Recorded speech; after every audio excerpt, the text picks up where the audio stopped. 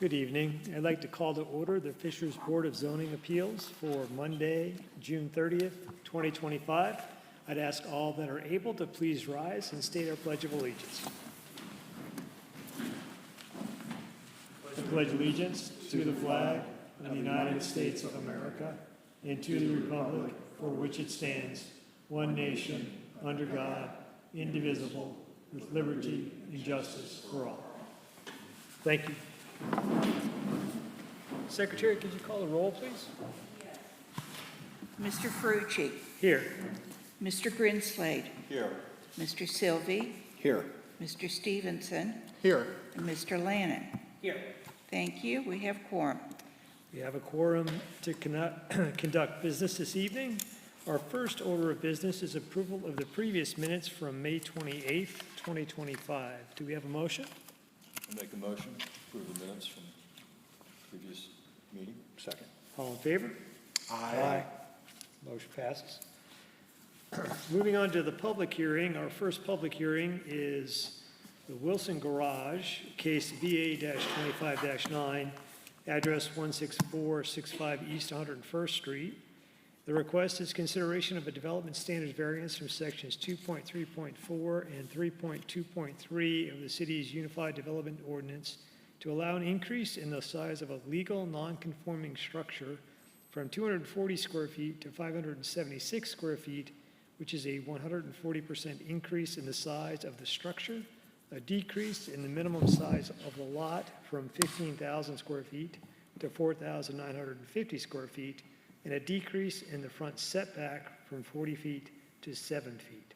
Our petitioner is Amandia Jeske, is that correct? Close. It's Amanda Jeske, but it does have an I. Thank you. Are we taking each one of these together, or are they going to be separate? Together? They were noticed together. Okay. Very good. Ma'am?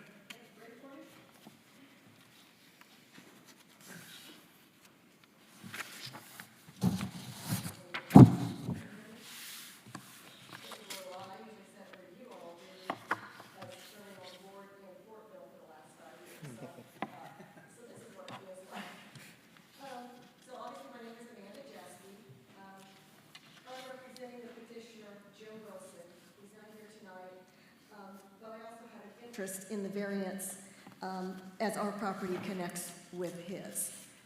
We own the 3 acres to the west that connects to Jim's property, and we're planning on building a house in the middle of the property. A few years back, we acquired the needed variances to place our house in the middle of our property, which is behind the accessory structures that were already there. Our current access to this property is a 10-foot wide strip off of 101st Street. Today's standards for a drive is 12 feet. 10 foot is just awfully tight. So we began looking at other options to access the property and a much better approach for the house. That's when we discovered Jim's little piece of property. It's an L shape, and I will tell you, back in the day when this ground down in there was carved up, it's all carved up funkily. I mean, some are little slivers and some are big pieces. There was no thought when it was carved up. So when we reached out to Jim Wilson, he was agreeable to sell off the 30-foot by 200-foot, I guess it's 203-foot strip off his property. And that would allow us then access to utilize that as a driveway straight back to where we're going to put the new house.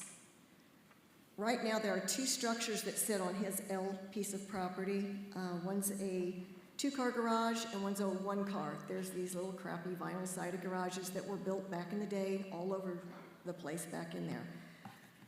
We would need to tear down the 2-car because it sits right where the entrance of that strip is. And to make Jim whole, we would need to add back a 2-car on the existing 1-car on the piece of property that he's going to retain. That way it gives him back the total 3-car storage and garage that he currently has, even though it's in 2 different structures. Do you have any questions?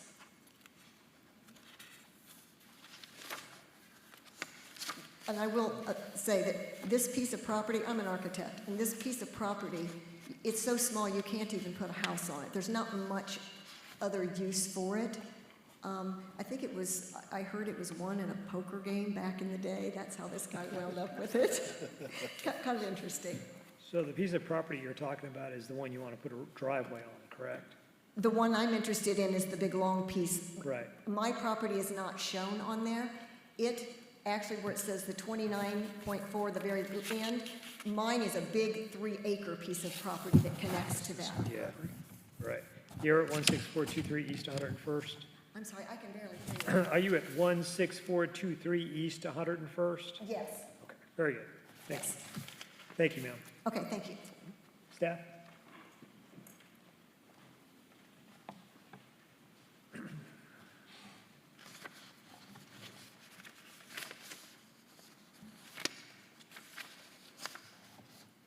Good evening. My name is Gabrielle Herron, and I'm a senior planner for the city. 16465 East 101st Street is Zone R2. This area is identified in the Fisher's 2040 plan as estate residential. The variance requests do not align with the vision because this lot and structure are considered legal non-conforming. The request is for the consideration of a development standards variance from section 2.3.4 and 3.2.3 of the city's Unified Development Ordinance to allow an increase in the size of legal non-conforming structure from 240 square feet to 576 square feet, which is a 140% increase in the size of the structure. A decrease in the minimum size of the lot from 15,000 square feet to 4,950 square feet, and a decrease in the front setback from 40 feet to 7 feet. And this parcel is surrounded by R2 residential uses and PUD residential. And then here is the proposed site plan. The site plan shows a rectangular portion of the lot that will be split off, and then it also shows where the proposed addition will be in relation to the existing accessory structure. Here are the proposed front, side, and rear elevations of the accessory structure. The blue outline shows where the proposed addition is in relation to the existing. And then here's an aerial map of the area. The existing accessory structures in the lot are legal non-conforming because they were established prior to the effective date of the Unified Development Ordinance in 2018. What that means is both accessory structures are permitted in their current location and can be located on a smaller lot without an associated primary structure. In the last year, the UDO was recently amended. The new updates are applicable to these requests because they reduced the front setback from 40 feet to 25 feet off local streets in residential zoning districts like R2.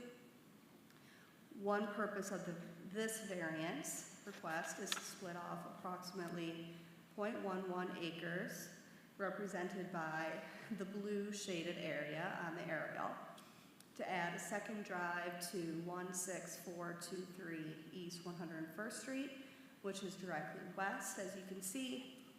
The other purpose is to expand the existing legal non-conforming accessory structure in the purple shaded region. And the one in the blue will be demolished once the area is split off and combined with 16423 East 101st Street. The expansion of the remaining accessory structure in the purple replaces the one in the blue shaded region. The remaining one will continue to be used as storage for vehicle and other personal items. And then we received some public comments. The red shaded property is the one asking for the variances.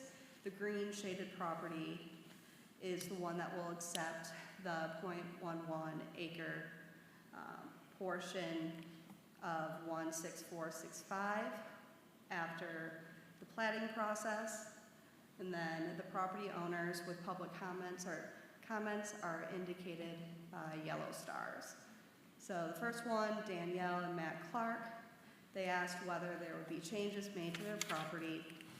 Cynthia Hogwood asked for details on the request and the day and time of the meeting. And Christine Moschel was concerned about increased stormwater runoff because of proposed driveway installation and the expansion of the accessory structure, and questioned how the new driveway will affect the alley connecting 101st Street and Park Drive. Staff has no recommendation for the Board of Zoning Appeals. Should the board approve this petition, staff recommends it is done with the following conditions. The approval letter and related documentation be recorded on the property with the Hamilton County Recorder's Office. Thank you, and staff will be available for any questions. Members of the board, do we have questions for petitioner or staff? I do. Go ahead. I do have questions. The second to last slide you showed was the starred slide with comments from adjacent landowners. Has there been communication between the city and those landowners in answering their questions?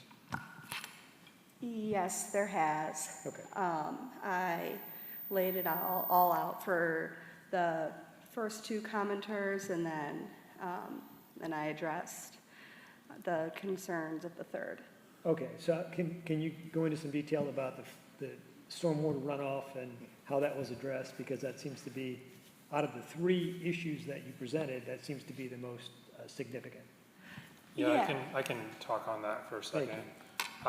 So this new house and the driveway has not been designed yet. So with any new construction, the home would be required to meet any of our city standards in regards to stormwater runoff, anything with new construction. So that, again, that has not been designed out, but they would be required with any residential building permit to do that. Thank you. So before you tonight is the variance request to allow for the existing property to be reduced in size, but we have not reviewed and/or there has not been construction documents for that new driveway. So somewhere down the road that should be addressed as part of the It would be construction. required to be addressed through our residential building permit process. Another thing of update is this area was part of the recent annexation into the city of Fishers. So this is an area that you guys might be a little less familiar with since it was previously unincorporated Fall Creek. It is now incorporated Fall Creek. Greg, do you have a You question? asked the exact same question I was going to ask, so, Okay. and more eloquently, by the way, so. Any more questions from the board? Okay, at this time, having no more questions for the board or petitioner, I'm going to open the public hearing. If anyone is here from the public to speak to this petition, please raise your hand. Seeing no one from the public, I'll close the public hearing. Entertain a motion. Or additional questions? I'll make a motion that we approve the recommendations on the condition that the approval letter and recommendation documentation be recorded with the Hamilton County Recorder's Office. We have a motion. Do we have a second? I will second it. Secretary? Mr. Grinslade, No. Mr. Sylvie, No. Mr. Stevenson, No. Mr. Lannon, Aye. Mr. Ferrucci. Yes. Motion fails. Our next order of business this evening is petition BA-25-10, King Jug Outdoor Seating, address 11110 Lantern Road. It's consideration of a development standards variance from section 1, figure 1.3, development standards of the Nickel Plate District Code to allow for outdoor dining. Our petitioner is Mike Finnegan. Mr. Finnegan? Hi, Steve. Nice to meet you. Go ahead with your petition, sir. Yeah, so our restaurant's been open now for about 3 years. 2 years ago, we decided to build an outdoor awning. When we did that, the city and the ATC said that we had a fence on the property. So part of the reason why we're here is we didn't realize that we needed a secondary variance, because right now the only walls we have on the current property are, they go straight up in the center, so it looks like one continuous property. So this would be to combine them and allow some outdoor seating on our deck area.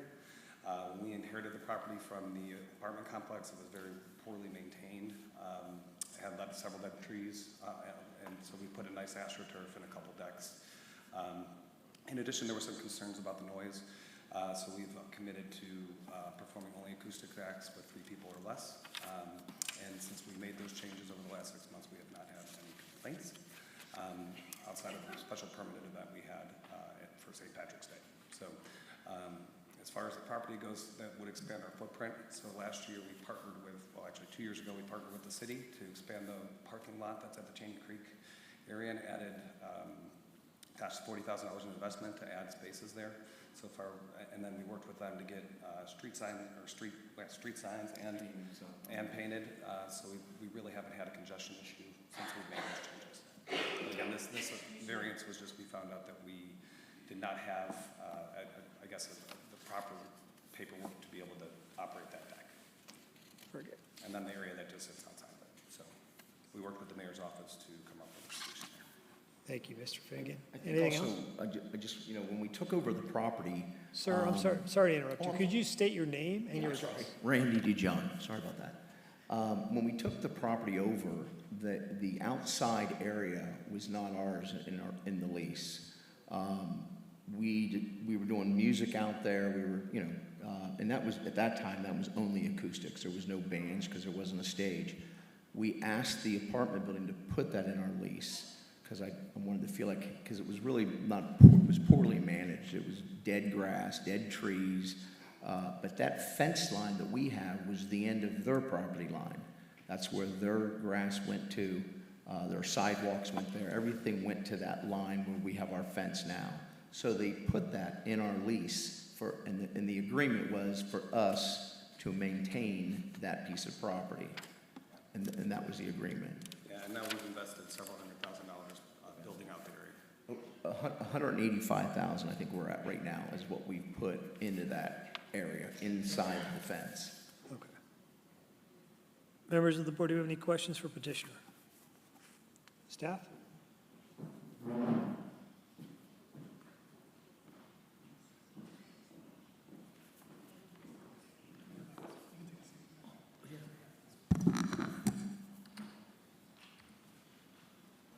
Thank you.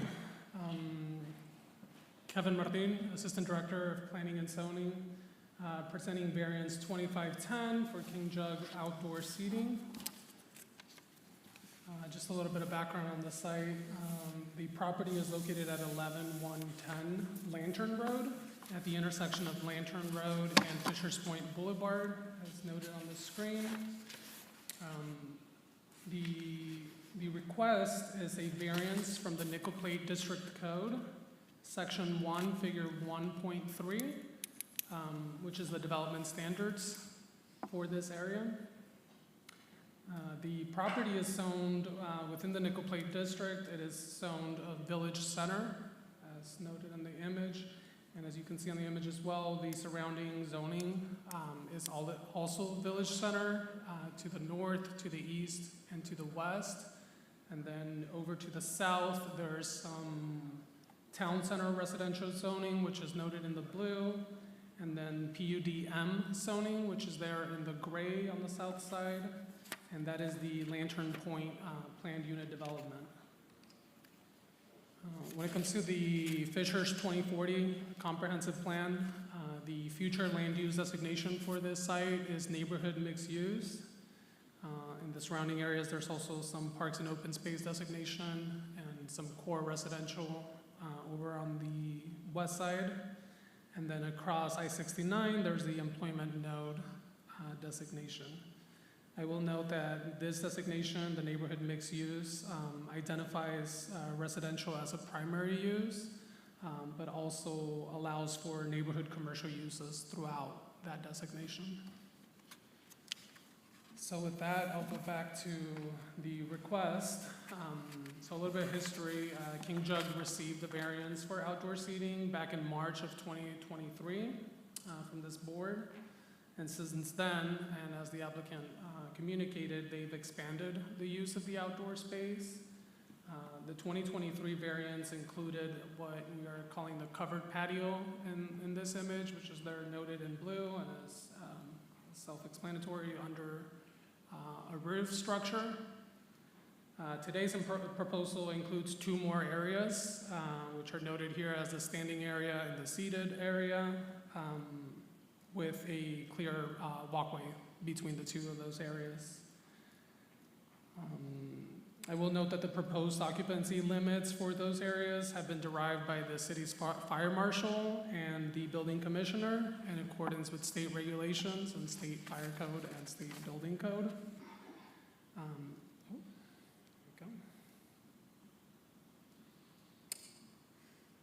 Those occupancy limits max out at 84 people for that covered patio. The standing area has a maximum of 265 occupants, and the seated area has a maximum of 126 occupants. The two uncovered areas, here shown as the standing area and the seating area, can also be reconfigured for standing-only events with a maximum capacity of 320 occupants. As they noted, the applicant has worked closely with the city administration to craft other limitations beyond the occupancy maximums, and you'll see those reflected in the conditions that are proposed, including some limitations on the equipment and the instruments and the size of any entertainment act that may be hosted in that site. Here are just some more pictures for general context. Obviously the covered portion here on the left side of the screen and the open area over on the right side. Here you can see Fishers Point Boulevard behind this outdoor seating area.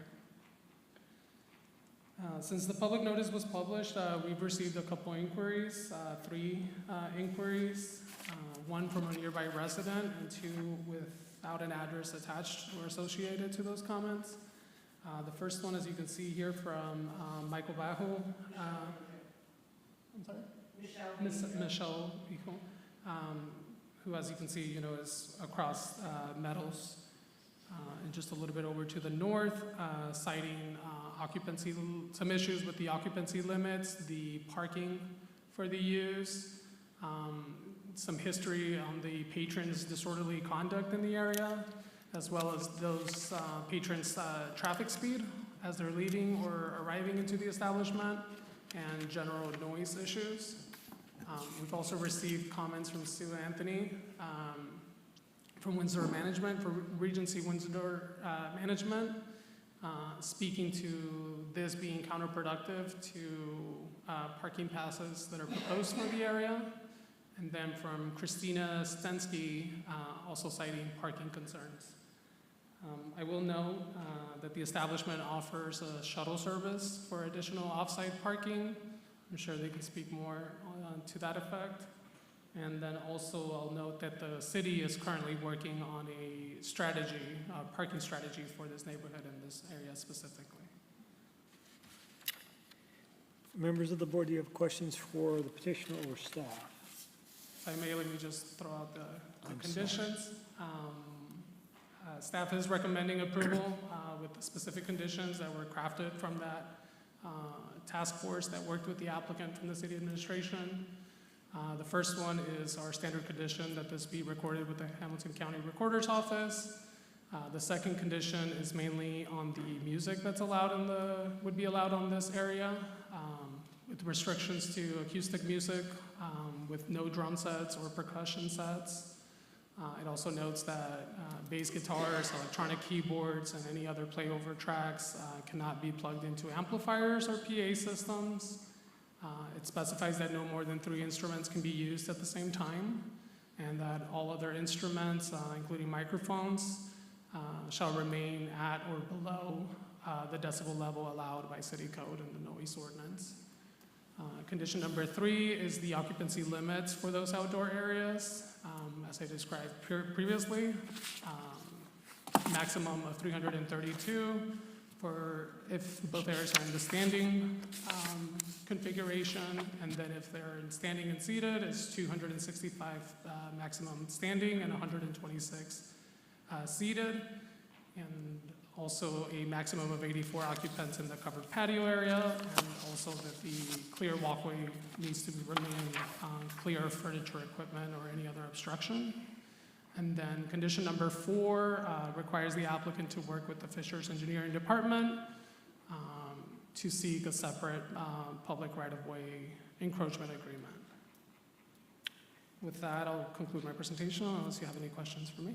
I apologize for cutting you off. Board? This was done in conjunction with the mayor's office, correct? Correct. Okay, thank you. How many additional people are we talking about being outside? It's hard to say with what they've been operating as of late. Maybe the applicant has more specific numbers on that. These numbers were mainly a result of, as I said, state regulations, building code, state building code and state fire code. And these were the occupancy numbers that the fire marshal and the building commissioner approved for this area. Okay. Sir, gentlemen?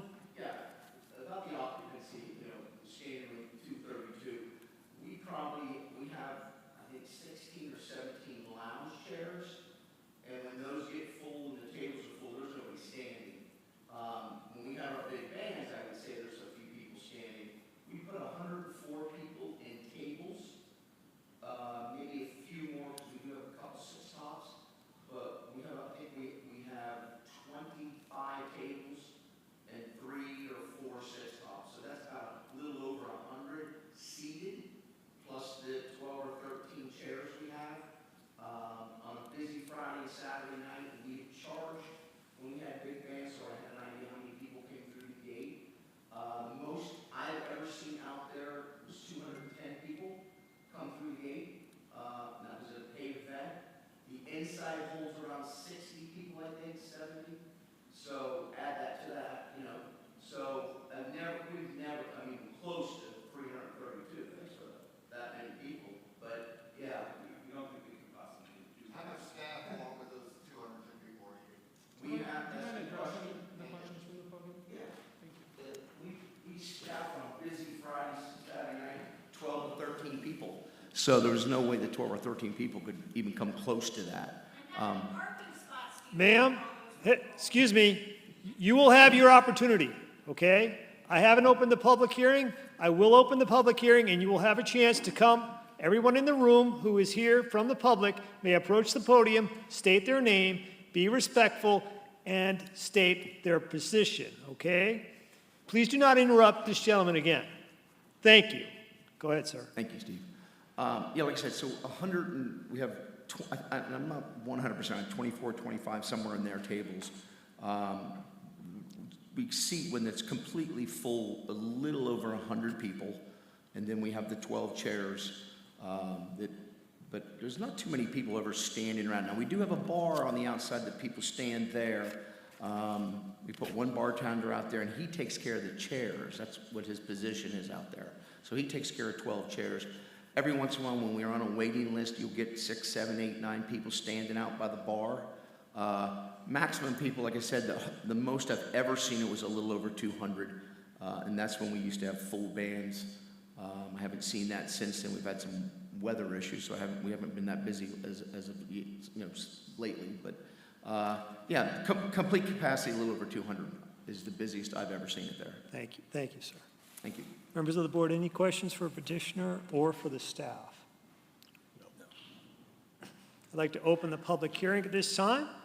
If you're here, you do not need to wave down me. I can see you. Please approach the podium, state your name, state your address, and go ahead. Ma'am, you go first. You were the first one with your hand up. Hi, Michelle Bajo, 11203 Meadows Drive. I was the first public comment on the thing about, looking at the grand total, 475 people is what is approved by the fire department and everything. There is not enough parking for 50 cars in conjunction with King Jug. They have about 10 on Lantern Road. They have maybe 6 in the apartment complex.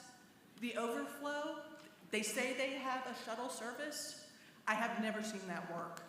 The overflow of people park on Meadows Drive, a lovely residential area until they came along. They're loud, they're disrespectful. Nobody abides by the speed limit. It's too many people in too small an area. And I don't understand how you all could approve this vast doubling 1.5 times what they were doing. And they already have it all set up with the patio. It is completely done. I don't know how they're getting away with this for so long, but they have expanded without your approval. Just for the neighborhood, it's very bad. They're expecting more people there than in the apartment buildings. And no parking at all for them with those numbers. So that is my concern. Thank you very much. Thank you, ma'am. Next member of the public?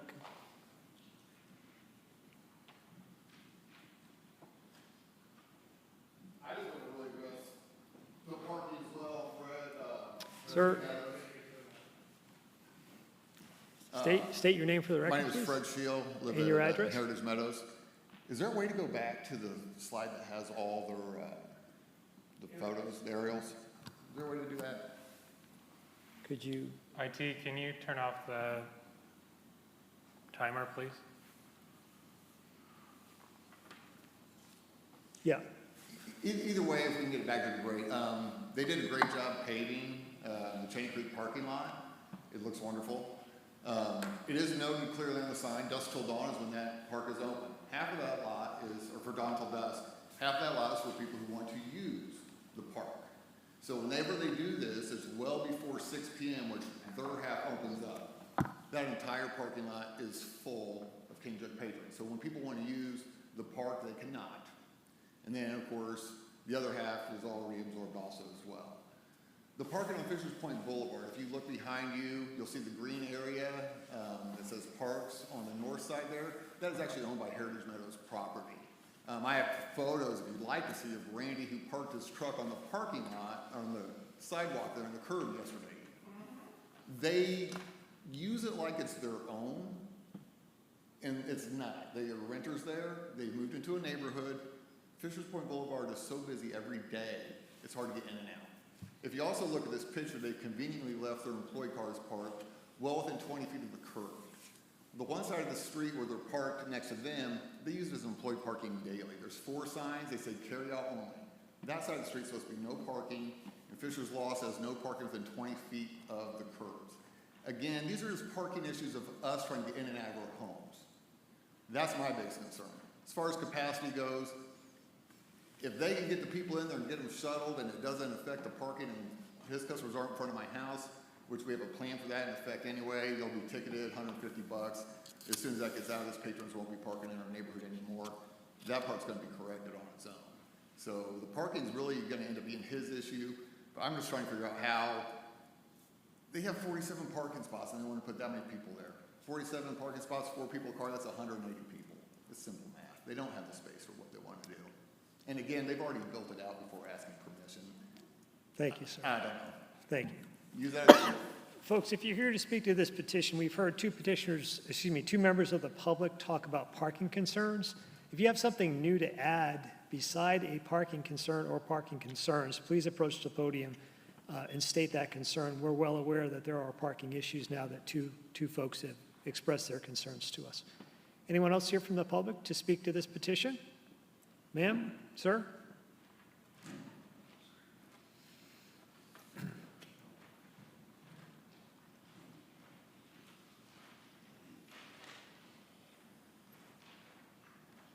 Good afternoon. John Jones with 8508 Pioneer Trail. We talk about respect. I think respect comes from them telling you the whole truth. And what they have presented to this board today is not the whole truth. Right? They have been a nuisance to this neighborhood for 2.5 years. Noise, parking, people coming up to our homes, wanting to, do crazy stuff, yell, scream, cuss us out. That's what this brings to our neighborhood. It's been going on, he said 2.5 years, it's been 3 years, I think. Every time. Parking, we've almost had a little girl hit by one of their customers. Turn around in the parking lot. Just this weekend, people doing U-turns constantly through there, which is going to get somebody hit. The noise, it has gotten better, but how do you use a microphone without an amplifier, right? So what's going to happen here? They're going to get what they want. Then we're going to turn our eye, and it's going to be the blaring music that's rattling my house every weekend, every Thursday night, and it's not good for our neighborhood. Thank you. Thank you, sir. Anyone else here from the public to speak to the petition?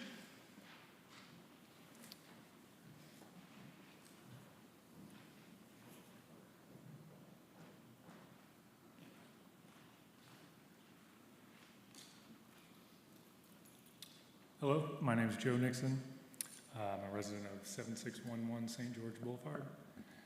I would just like to say, generally speaking, I've been in this area for over 15 years now, and I've kind of seen all the change take place.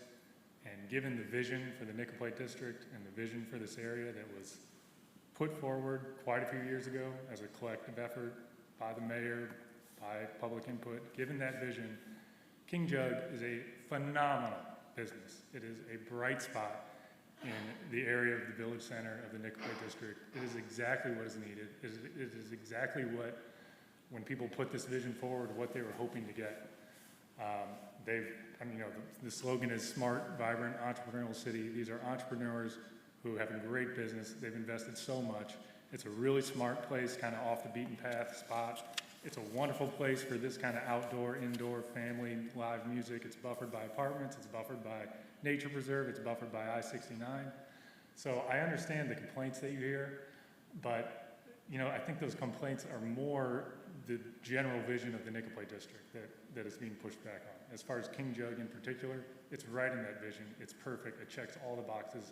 I literally go, there's been concern about how congested it is. I literally go out of my way sometimes coming out of the neighborhood to go by there just because I like seeing all the people having a good time, sitting outside, having lunch, kids playing, shooting baskets. It brings joy to my heart to drive by there and see that. And it's not hard to get in and out. There's other ways you can go to get in and out of the neighborhood if you really hate King Jug that much. And if it pisses you off to drive by it, don't drive by it. Go a different way. So I just feel like you guys hear a lot of stuff about, over the years, there's probably been various other hearings about things about this business, about how terrible it is for the neighborhood. If you believe in the Nickel Plate District and you want that vision to come to fruition, this is right in line with that, and it's a wonderful, bright spot. And one last thing about the parking. I think moving forward, one day, hopefully sooner than later, there should be structured on-street parking all up and down Lantern Road, kind of like you see it in the north on Lantern Road. And likewise on Meadows, there will probably be, I don't know if structured is the right word, but designated in place on-street parking. And once those two things happen, as the neighborhood gets built out, there will be like an abundance of parking for businesses like King Jug to park. That's what on-street parking is for, and that's what you want in this area, is for people to come and patronize businesses. It's a great thing. Thank you. Thank you. Anyone else here from the public to speak to this petition? Seeing none, I'll close the public hearing. Members of the board, do you have questions for petitioner or staff? I have a question about, sir, you'd mentioned the city working on a parking plan. Can you go into a little more detail about that? Yeah, so a letter went out to the residents of this area and then residents around the Ahuda Mosque up here on Lantern. So the mayor and the communications team has looked at a parking pass solution. So residents in these areas, I think initially the thought was that the residents could come in and get a parking pass during some of these peak times. But I think the solution moving forward will be that residents in these areas will be mailed parking passes to kind of alleviate some of that. Again, that's coming from the mayor's team on this area and then in another area up on Lantern Road. That would allow for the police, if you did not have one of those passes, to ticket and or tow a car. The program is still not fully thought out yet, or planned out at least. It had a first reading before City Council and would go back to City Council moving forward. And all that council action was to allow us to enact that, and then that program would get further planned out.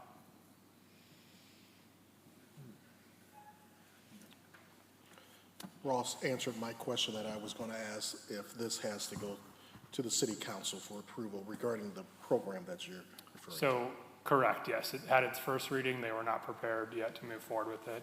And then the end deciding body would be the Board of Public Works on when, where, what streets, and the time of those restrictions.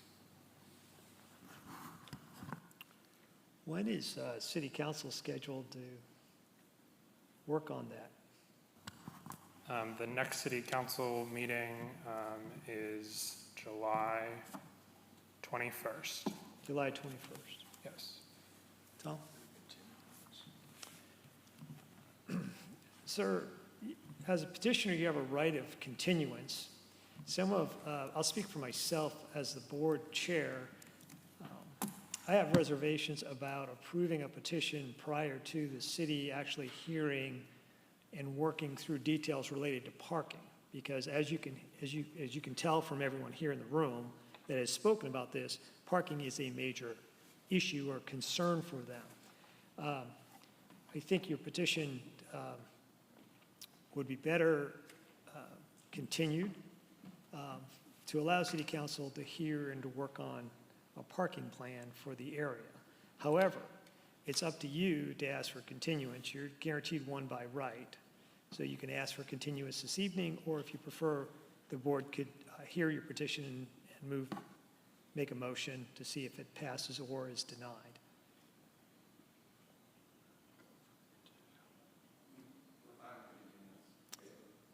So could you step to the podium?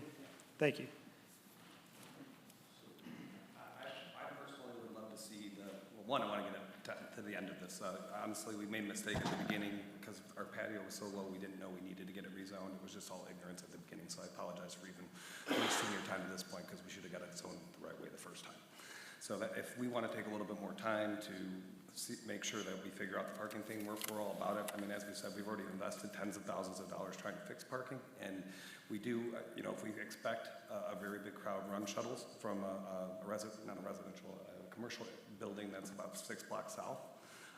In addition, I think once the tickets go out, I think you'll see people either Uber or carpool a lot more often, which should alleviate a lot of that problem too. The other thing to note, at least too, is we're really, being an outdoor place with that much flex, we're really only busy in the summer. So we're talking probably about 12 to 13 weekends a year. In the winter, our capacity is under 100, so we never have a parking issue. 47 spots is plenty. Plus the park closes earlier because it gets dark at like 5 o'clock. So, I mean, we never have an issue. So from that perspective, if we want to take more time, we're open to it. We're a big part of this community. We give away bikes for kids every year. We sponsor the Fisher Freight, and we're one of the first sponsors to step up when we did the event center. So we're willing to work with this community to really make a solution that works for everybody. Okay. So I guess we would formally request a continuance then. Yeah. Very good.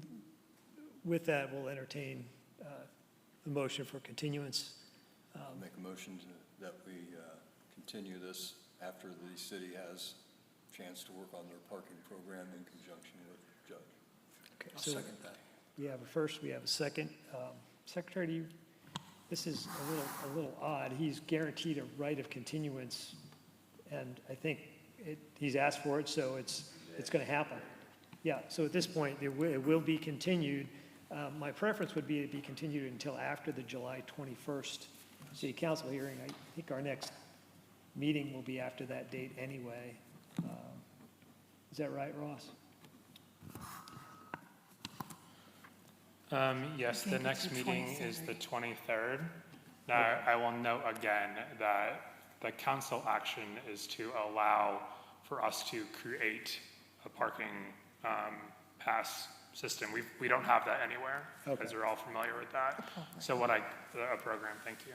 All I'm saying is that by that July 23rd meeting, I don't know if a parking strategy will be enacted. The only thing that we'll have is whether or not we'll move forward with an ordinance. So there may be an additional continuance that staff will have to do before bringing this to you. So do we want to look at August? Does that give the city enough time? Again, I'm not sure how soon the Board of Public Works will act on that new ordinance. They had a first reading, and the second reading is planned for that July meeting. So may I ask? Yeah, please.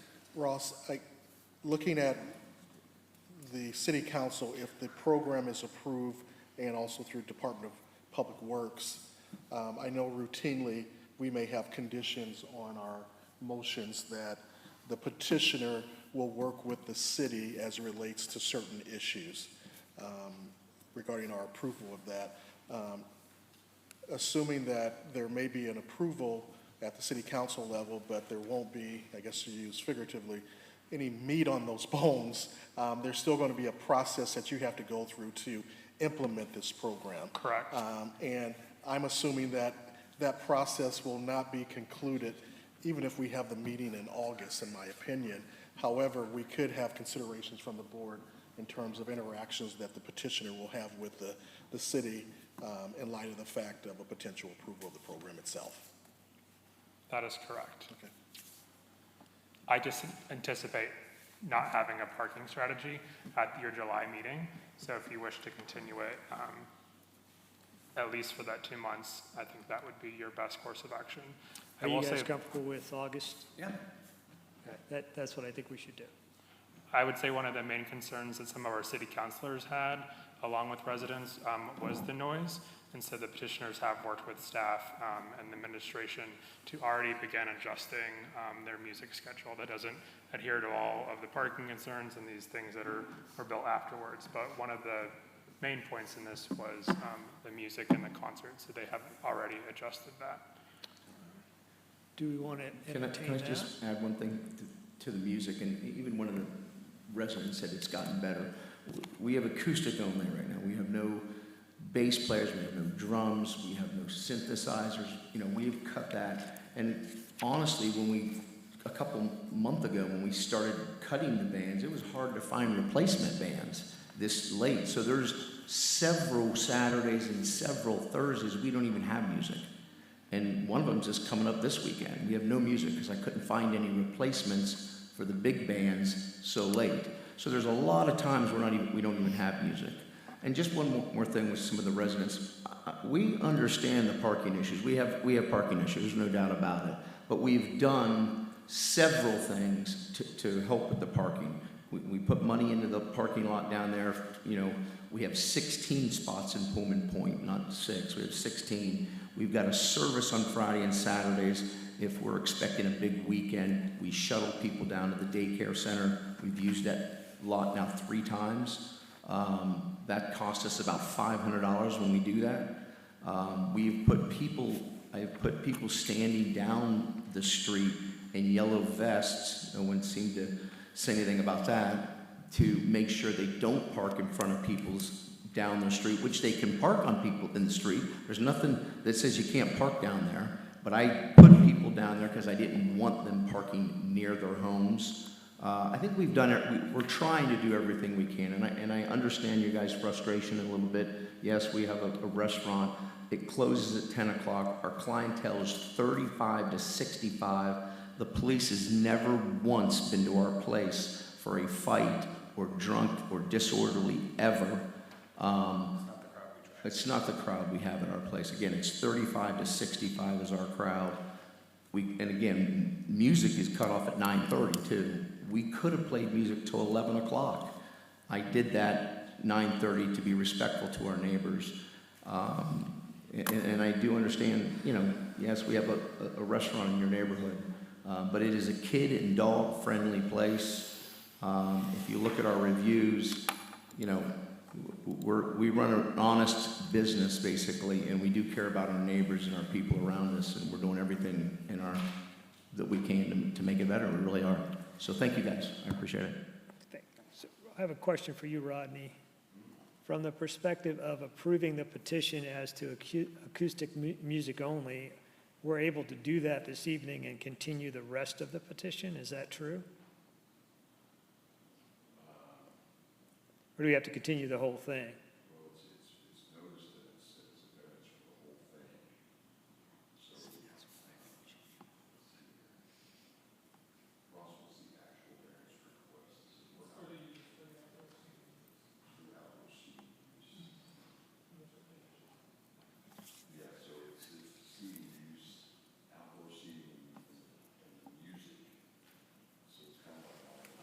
Yeah, I'm trying to find a happy medium between giving the city council an opportunity to hear the parking plan, work on a parking plan, while at the same time meeting these gentlemen's needs for business. Well, they're already doing it, right? The city has an agreement with the petitioner already signed in regards to Got it. to the music. Got it. They're already doing it. Okay. All right. I was just gonna say, I don't know if it's possible to even approve it pending you guys approving the parking. We're pretty flexible. Do we have a motion from the board? Yeah, we still actually have one that's out there. Continue. Continuance, all right. Jeff So seconded it. So we we've can go already continued ceremonial. till August 23rd. Right, Thank you. thank you. Appreciate it. Thank you.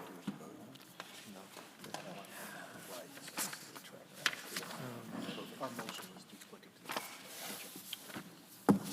Okay, we have no other public hearings this evening. Do we have any new business? No new business. Old business?